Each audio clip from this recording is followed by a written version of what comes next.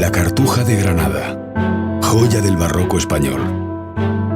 A un tiro de piedra de la ciudad de la Alhambra, fija como la roca perenne, os espera.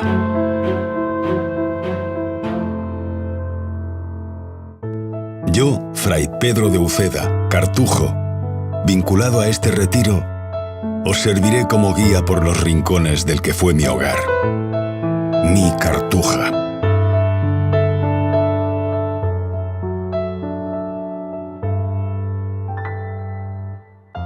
El monasterio comenzó a levantarse en el siglo XVI. Día a día, sin tardanza, se construye este lugar para concluir con el más hermoso aposento para Dios, el Sancta Sanctorum, o la sacristía más bella del mundo.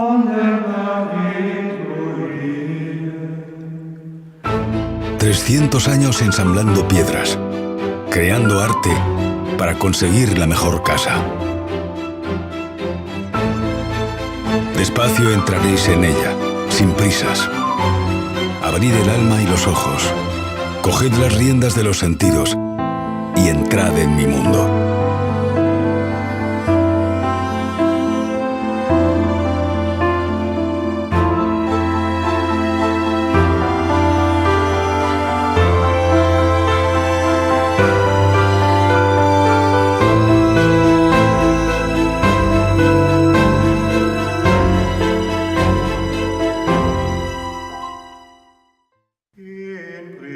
La Cartuja es soledad y silencio. Pese al tiempo transcurrido, aún se respira la paz y el soplo de las plegarias entre sus muros.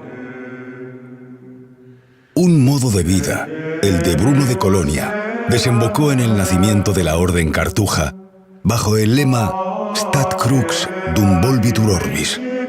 La cruz permanece en pie mientras que el mundo da vueltas.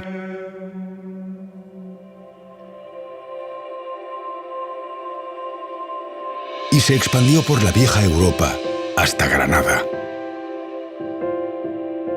Don Gonzalo Fernández de Córdoba, el gran capitán, informado de la intención de fundar nuevo monasterio y no encontrando mejor encrucijada para su enterramiento, donó para él mismo 2 fincas en lo más alto del pago de Ainadamar. Pero pronto la orden traslada el lugar, por lo que don Gonzalo declara: «Si ellos mudan el sitio, yo no soy obligado a guardar mi propósito». Nunca un desierto resulta más bello. Una gran arteria que viene de Alfacar atraviesa las tierras de Ainadamar, evacuando en venas, hilos y estanques el agua oportuna para convertir la loma en el recreo más hermoso del reino de Granada. Las viñas crecían a la par que los jardines y los frutales. Se alternaban las huertas con los olivares. Pequeñas alquerías para las horas de descanso.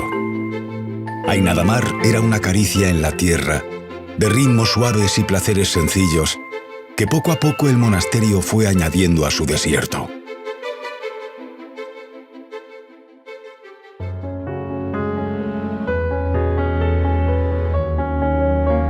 El universo cartujo respira entre la soledad del hombre y la vida en comunidad, apareciendo una estructura arquitectónica diferente.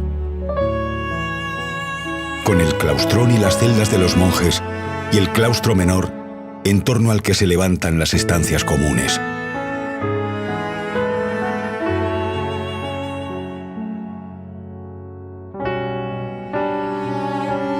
El claustrillo, elegante, de proporciones que el hombre abarca, con arcos de medio punto sostenidos por columnas toscanas, abriendo la galería a la luz y al cielo del sur.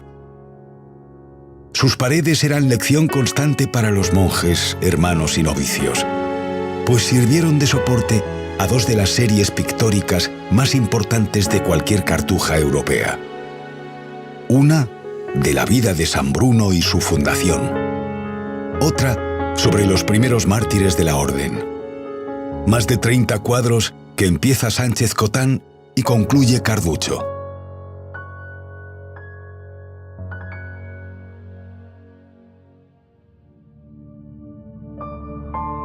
La portada plateresca del compás era la primera frontera, siendo esta la zona del monasterio más alejada del silencio anhelado. La portería, la casa baja, la hospedería, el molino o los lagares conseguían hacer de este un lugar autosuficiente. Avanzando por el compás, se descubre un empedrado donde los sencillos cantos recrean escenas de caza y elementos heráldicos, como mosaicos humildes, como alfombras pétreas. La fachada, severa, no deja imaginar el huracán artístico que se esconde tras sus muros. Durante el convulso siglo XIX desaparece el claustrón, que hoy se adivina gracias al alzado de una maqueta. 53 metros de lado, rodeado por 26 celdas,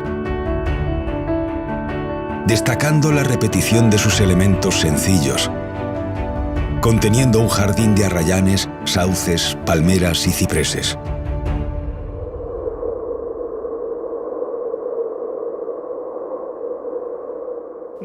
La soledad no es estrechez. Estar a solas con Dios no es sinónimo a 4 escuetas paredes, sino querer estar donde el lugar no angustie, donde el monje anhele volver a él, palpar cada hora de trabajo en el taller, cada instante de cultivo en la tierra del huerto, cada momento de labranza del espíritu. En los breves paseos por el desierto, no me cansé de admirar el perfil del monasterio, recortado por la vega, descansando sobre las lomas de Ainadamar, jugando con las horas y las estaciones, burlando la luz y la sombra. Solo había comidas en comunidad los domingos y fiestas señaladas. El resto de jornadas, los hermanos repartían las viandas por las celdas con el mayor sigilo.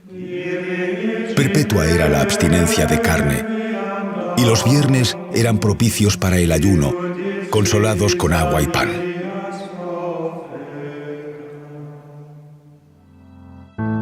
En el refectorio tan solo se oía la voz del monje que desde el púlpito iba leyendo la Sagrada Escritura.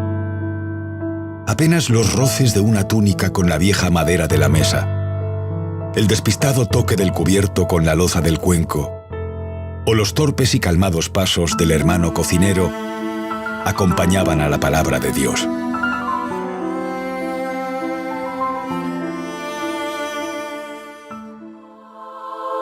Levantado sobre la cocina y la bodega, con planta rectangular y cubierta de evocación gótica.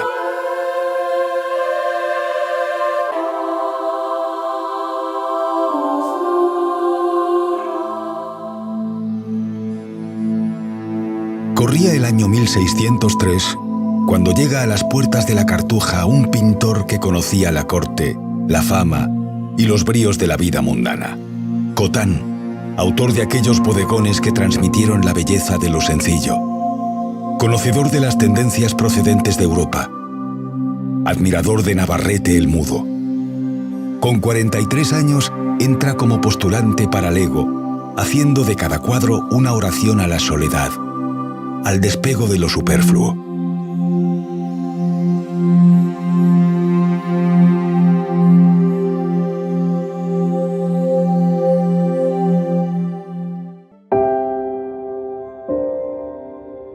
En La Santa Cena, como en otras obras, es del gusto de Cotán jugar con la perspectiva confundiendo al espectador, simulando el suelo de la sala de profundis, o pareciendo atravesar los muros de la estancia a las ventanas que pinta, deteniendo la claridad que llega desde los vanos del muro de poniente.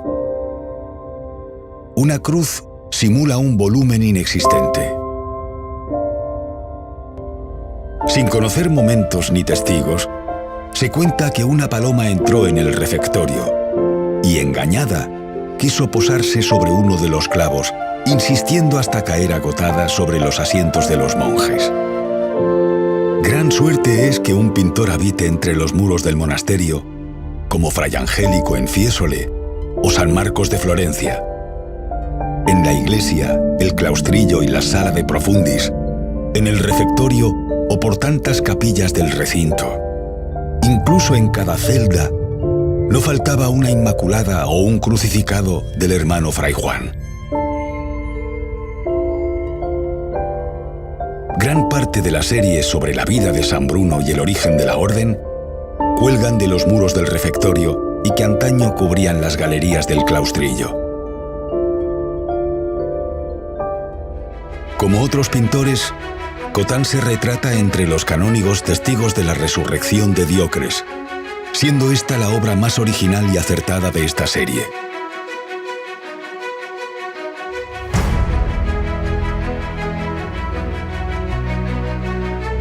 Del ciclo de los martirios, destaca la obra de los religiosos juzgados por Cromwell.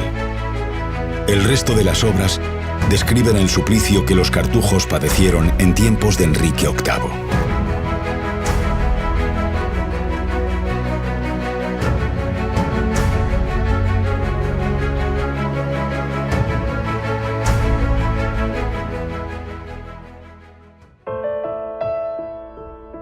Desde lo más profundo te llamo a ti, Señor. Señor, escucha mi voz. Que tus oídos atiendan la voz de mis súplicas.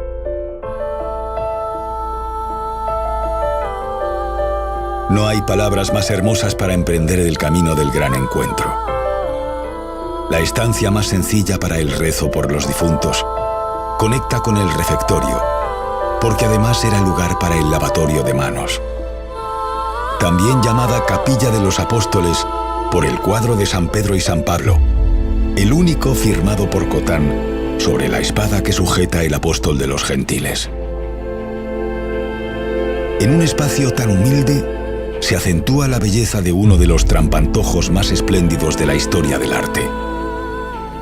Si bien la cruz engañó a unos inocentes pajarillos, este excepcional retablo fingido confunde al propio hombre. Cotán hace de esta duda intencionada una declaración cartujana, la alerta del hombre.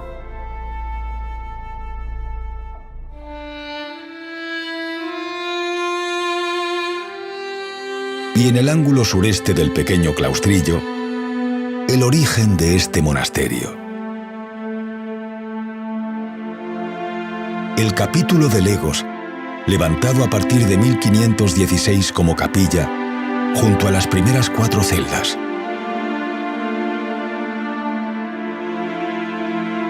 Espacio que detiene el estilo gótico.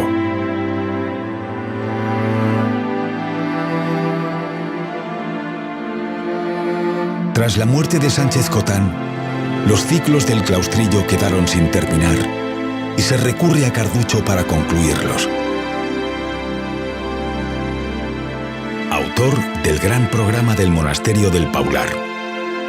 Vicente Carducho, natural de Florencia, llegó a la corte con su hermano Bartolomé para trabajar en el Escorial, pasando de discípulo a pintor del rey, consiguiendo ser el artista más reputado de Madrid hasta la llegada de Velázquez. Esta sala, junto a la capitular, alberga las obras de este insigne pintor.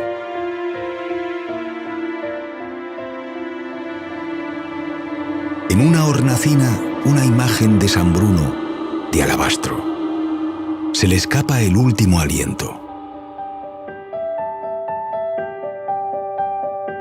La sala capitular, donde su bóveda apenas recoge los recursos goticistas, llegando a traspasar el estilo renacentista.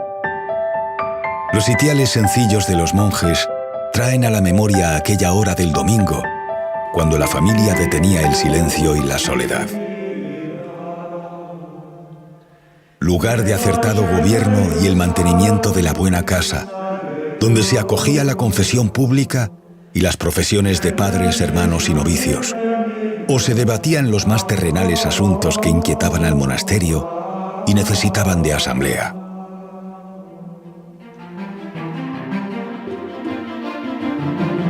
Con la desamortización, esta sala perdió todo su ornato y hoy sus muros retienen parte de las obras de Vicente Carducho.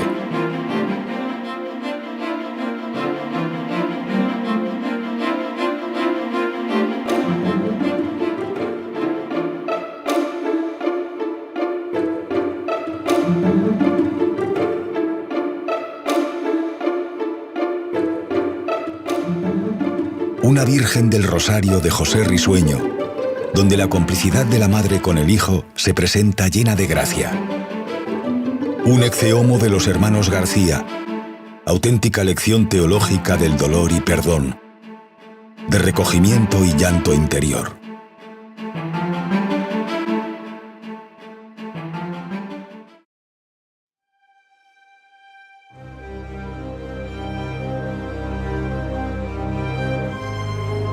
Tras acceder a la iglesia de la Cartuja de Granada, se hace imposible retener el primer suspiro.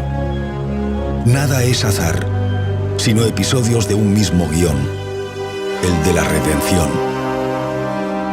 Desde la entrada hasta la cabecera del templo se diferencian claramente 4 espacios.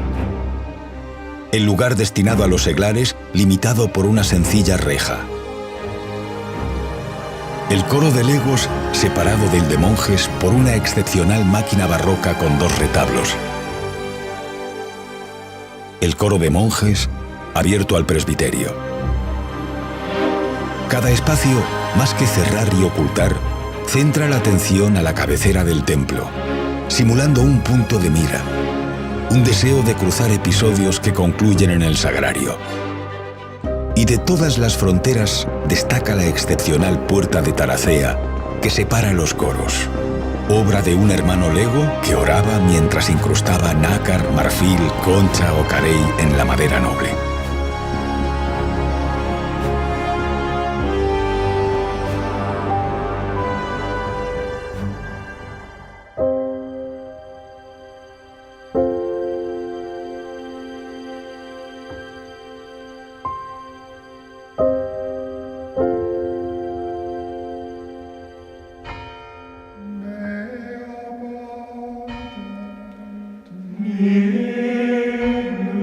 María y José, por el duro camino del desierto, detienen la marcha para calmar la sed. Esta escena, junto al Bautista, ambas de Cotán, acompañaban las oraciones de los hermanos legos.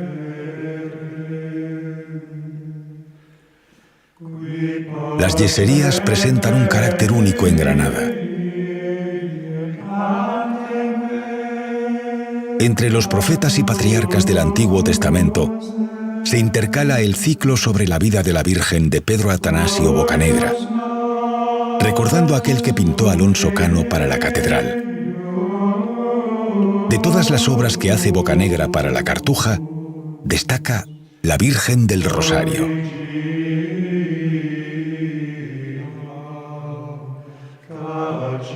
El baldaquino con la imagen de la Asunción dignifica la capilla mayor, procurando no interrumpir el tránsito visual al sagrario, incrustando entre el dorado de sus columnas pequeños relicarios y espejos, haciéndolo más etéreo.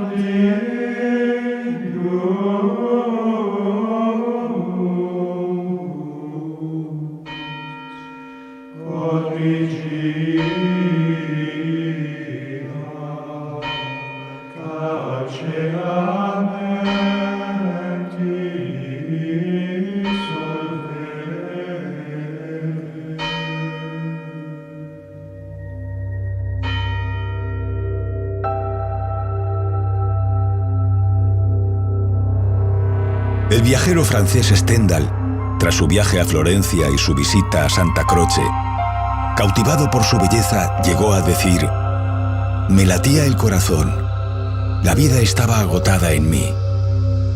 Se conoce como síndrome de Stendhal el ahogo que un individuo sufre al exponerse a la extrema belleza de una obra de arte, pudiendo ser este el caso del sagrario de la Cartuja de Granada.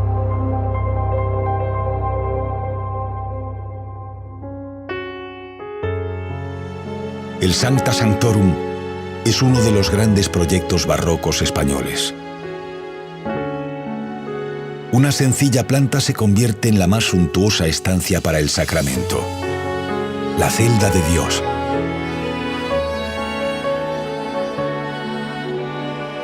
A diferencia de otros sagrarios, en Granada se abre un gran arco acristalado, estando visible a monjes, legos y seglares, jugando con las horas del día, creando la incógnita entre la claridad y la sombra. Un lugar donde se interrelacionan las artes y todo se complementa hasta lo indisoluble.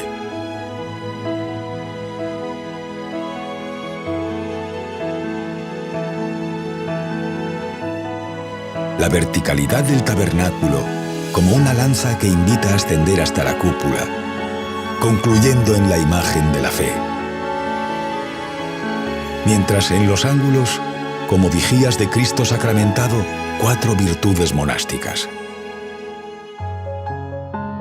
San José, San Bruno, San Juan Bautista y la Magdalena, emblemas del silencio, la penitencia y la preparación del camino, destacan como 4 puntales de la fe. Un cielo abierto simula la cúpula del sagrario. Imposible conseguir mejor cubierta para la tienda levantada en este desierto. Un programa complejo donde todo desemboca hacia la exaltación de la Eucaristía. Y en el cénit de la cúpula, San Bruno, como un atlas cristiano soportando el mundo.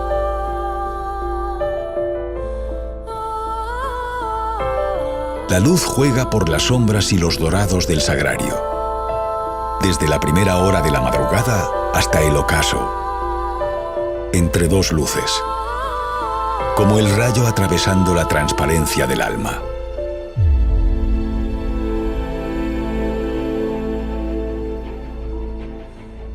A ambos lados, como muletas que soportan su peso, se levantaron 2 capillas, y a través de sus óculos se adoraba al Santísimo sin romper la paz de la celda de Dios.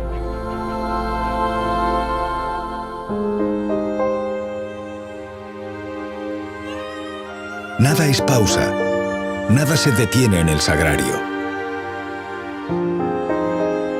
Accedes sin saber exactamente dónde fijar la mirada, dónde empezar la lectura, cómo domar este misterio. Y despacio, descubres el discurso, solventando el significado del Sancta Sanctorum. Y no querrás salir de él, deseando la compañía del solo.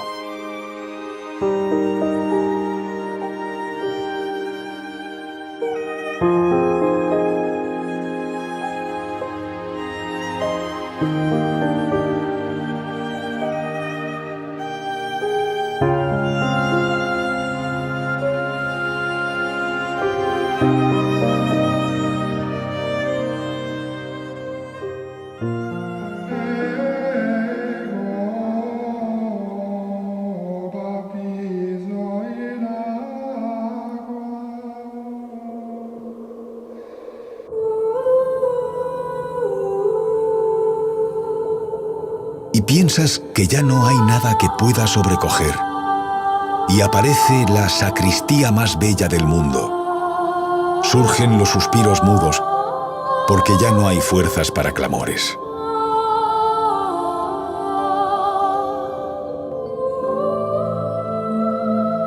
Los monjes precisaban de su ajuar para la celebración de la Eucaristía.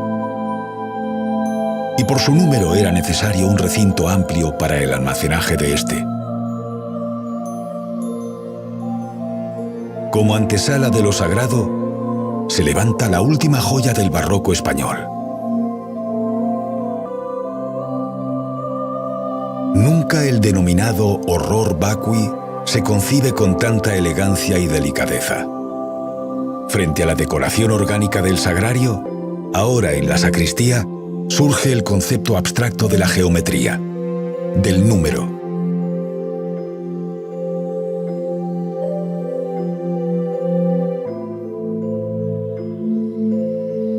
La sutil labor en el yeso busca jugar con la luz, ocultando su procedencia tras la hermosa cornisa, como una caverna en equilibrio entre la claridad y la suave sombra. Como la cueva del ermitaño en su desierto.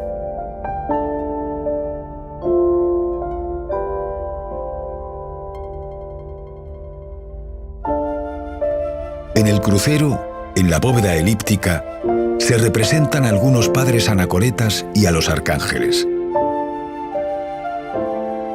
Todos sus años los dedicó Fray José Manuel Vázquez a trabajar con maderas nobles y materiales exquisitos, haciendo de la taracea un arte mayor, creando un mobiliario a la altura del lugar.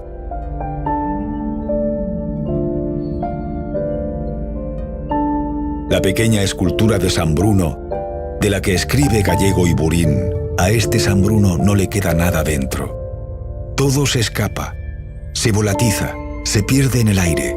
En el interior no hay más que fuego. Es difícil encontrar una obra que resuma tan íntegramente la espiritualidad y la mística, el despego de lo material en lo corpóreo.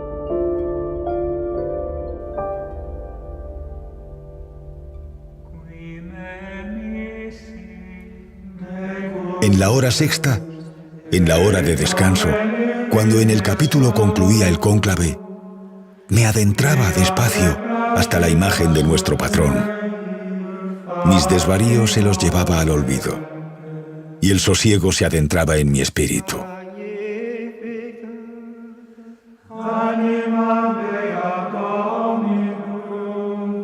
Volver a sentir mis pasos sobre los pavimentos del monasterio de la Cartuja de Granada, rozar mis dedos sobre las aldabas de sus puertas, sentir el aire que exhalábamos entre oraciones y plegarias. Que este viaje por mi Cartuja sirva para detener en vuestra memoria la belleza de un lugar tantas veces olvidado.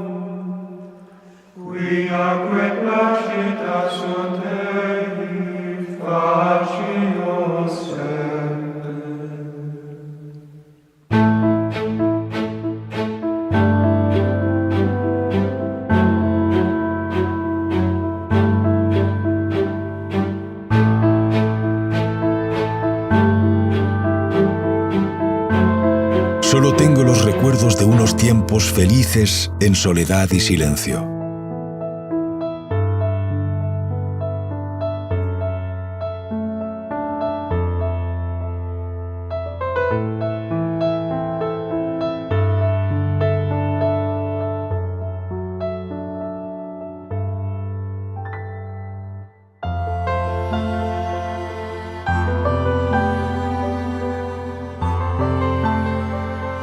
El arte de mi monasterio es espíritu, es soledad, es silencio.